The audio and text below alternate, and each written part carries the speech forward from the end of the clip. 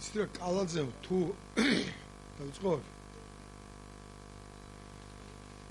ინიციატივის შინაარსი მდგომარეობს იმაში, რომ ხელისუფლებას თითქოს დააქვს ცდილობა თავისივე გაფუჭებული საქმის გამოსწორების. სახელისუფლო სტრუქტურების და ასევე ადგილობრივი ფეოდალების ზეწოლით, შანტაჟით, გადმობირებით, მოსყიდვით კოალიცია ბურჯანაძე ერთიანი ოპოზიციის სიებიდან თავი მოიხსნა ნინოწმინდაში და დმანისში სიის წევრთა ისეთმა რაოდენობამ, რაც ავტომატურად ნიშნავს სიის ჩახსნას.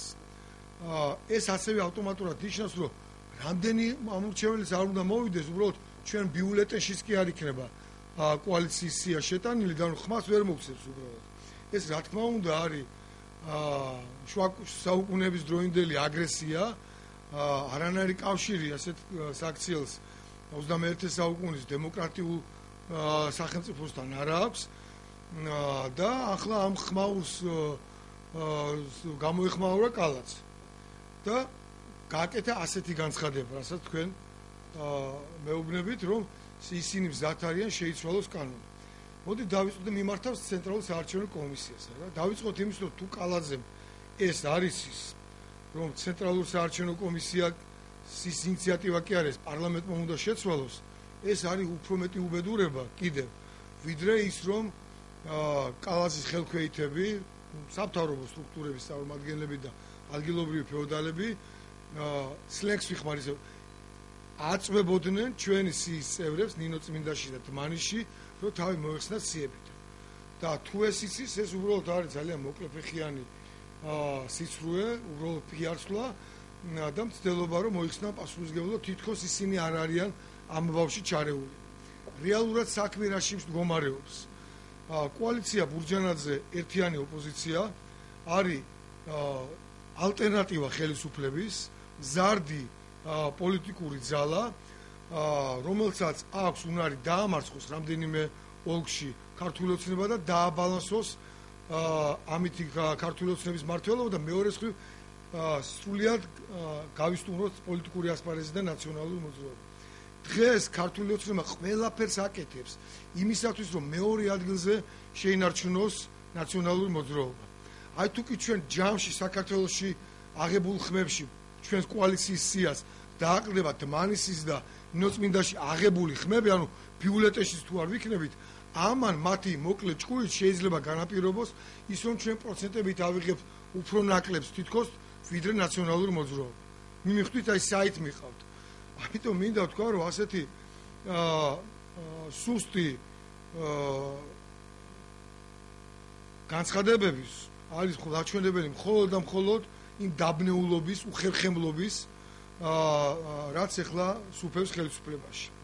და წყალწაღებული ხავს ეჭიდებოდაო, აი ქართული ოცნება ახლა ეჭიდება ნაციონალურ მოძრაობას. ოღონდ ნაციონალური მოძრაობა გაიყვანო მეორე ადგილზე. და ნახეთ, რამდენი ტვინი არ ყოფნით ხალხს. მიდიან ისეთი მიმართულებით, რომელიც ძალიან აშკარაა. შეიძლება აი მე ვცვამ შეკითხოთ, შეიძლება თუ არა რამდენიმე ოლქში კოალიციას ერთ-ერთ წამყვან პოლიტიკურ ძალას არ კონდეს სია, ანუ ამორჩეველს უბრალოდ არ კონდეს საშუალება, რომ ხმამისცეს კოალიცია ერთიან ოპოზიციას.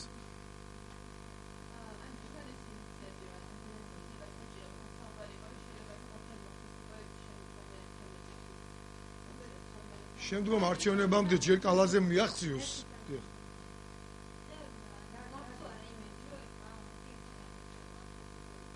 როგორ განიხილავს?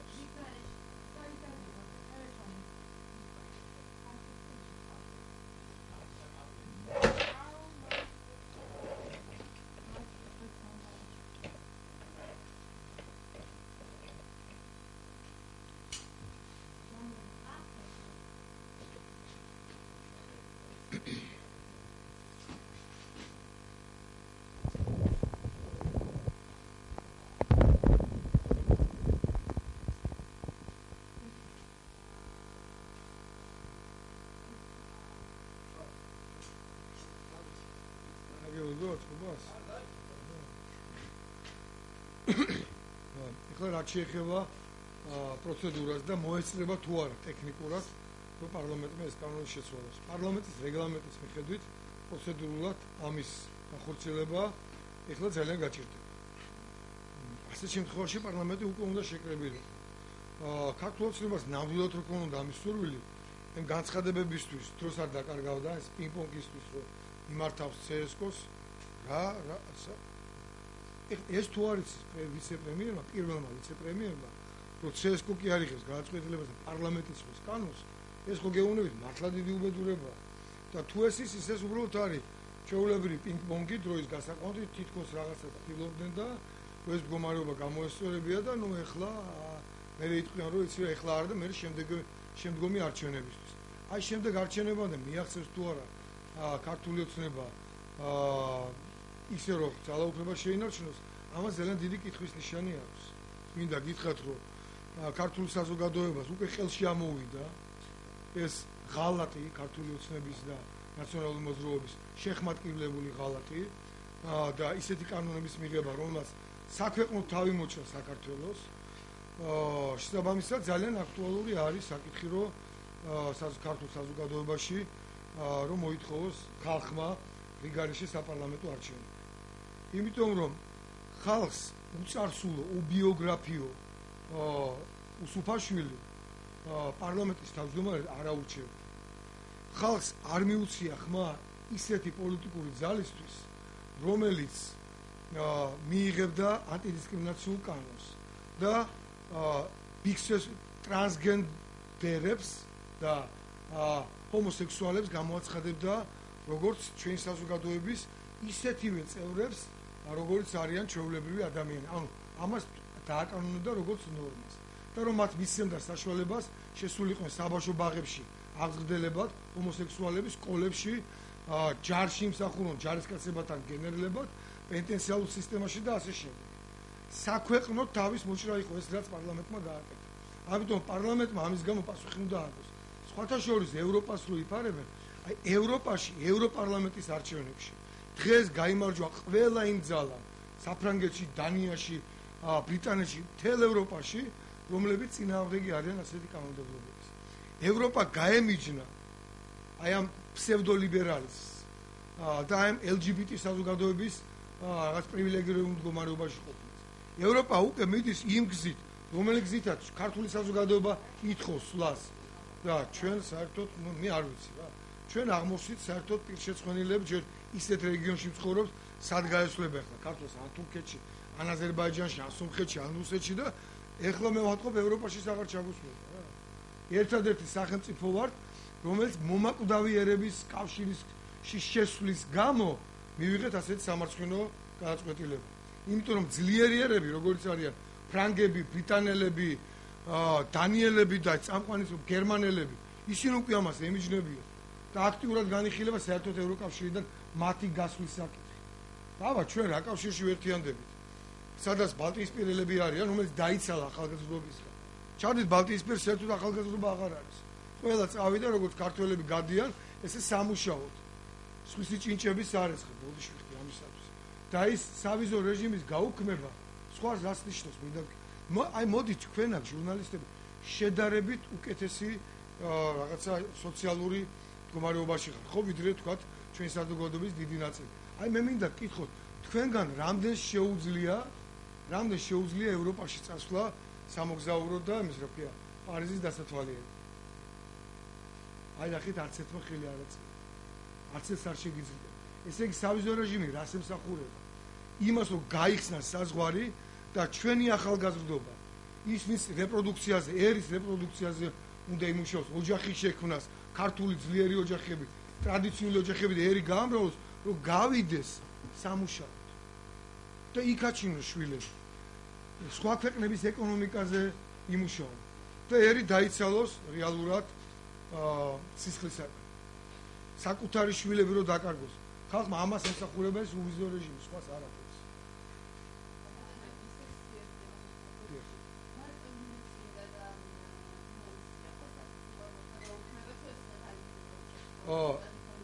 ესე იგი, ბევრ ადგილას იყო მცდელობა. ზოგიერთ ადგილებში, რა თქმა უნდა, ჩვენ ხალხმა ამას გაუძლო და იქე დაემუქრა იმ დამუქარის ავტორებს, მაგრამ ნინო წმინდამ და დმანისმა ვერ გაუძლო. ჯერჯერობით აი ესეთი მდგომარეობა. არა, უკვე ისეთი მდგომარეობა რომ სია უნდა გაუქმდეს, თუმცა CSKO-ს რა გადაწყვეტილებას მიიღებს აქ კანონის საკითხვა შეიძლება ბევრნაირად. მაგრამ არსებული კანონმდებლობით CSKO ალბათ მოხსნის.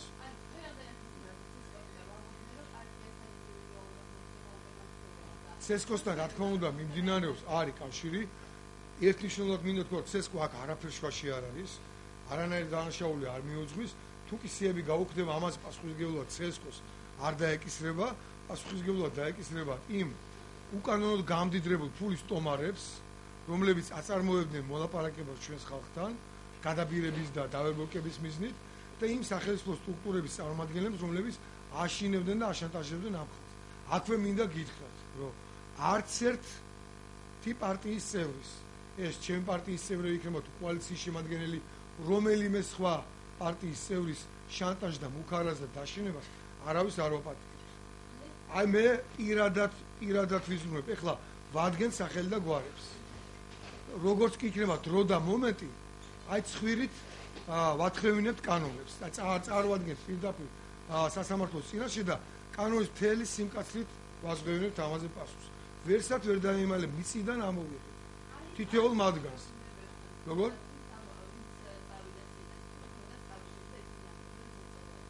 პირადად მე არ ქონია კავშირი. დიახ, რა თქმა უნდა, ერთნიშნულოვნად მანამდეც იყო ლაპარაკი, მაგრამ ახლა ჩვენ ვეუბნებოდი, რომ ჩვენ გავუჩვენ, რა თქმა უნდა, ჩვენ შეგვიძლია, რომ ფარველობა გაუწიოთ ჩვენი პარტიის წევრებს და ყველა იმ ხალხს, ვინც ჩვენი კენჭის, ჩვენი სიით იყრის კენს. ჩვენ ამის ძალას შევწევს. ჩვენ ახლა ისიც შეგვიძლია პლაკატების გაკვიზნოს, რომ ვიღაცა ხელს უშლის, შეგვიძლია თუ იმ ხელი შემსას ის პლაკატი შუბზე გავაკრათ. მაგრამ ჩვენ გვინდა რომ ცივილური ფორმით ვიმოქმედოთ. ერთია შენ რა შეგიძლია, მეორე რას კადრულობ შენ. და ხელისუფლება რომელსაც შეძლო ვიღაცის დაშინება, იკადრა და დააშინა. ის რაც შეგიძლია კი არ უნდა გააკეთო. ქუჩაში რომ მიდიხარ, ბევრ რამე შეგიძლია სუსტი მომავალი ადამიანი დაჩაგრო. მაგრამ ეს კი არ უნდა გააკეთო.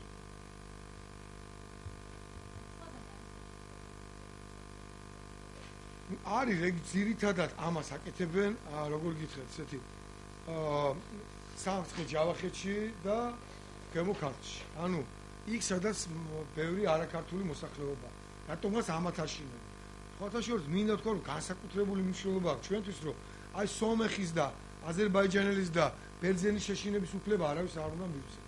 ეს ხალხი უნდა გზნობდეს თავს ამ სახელმწიფოს, ამ საზოგადოების ისეთივე წევრებად, როგორც ყველა ჩვენ დანარჩენები ვარ. ამიტომ ამას კიდევ უფრო მეტ ყურადღებას მივაქცევ და იქ სომეხია, ქართველი, რუსი თუ ვინც დააშინეს, ყველა, რა თქმა უნდა, ჩვენ ყურადღებას მივაქცევ, მაგრამ ვინც იყო დამშინებელი, აუცილებლად ამათ ყველას პასუხს ვაგებ.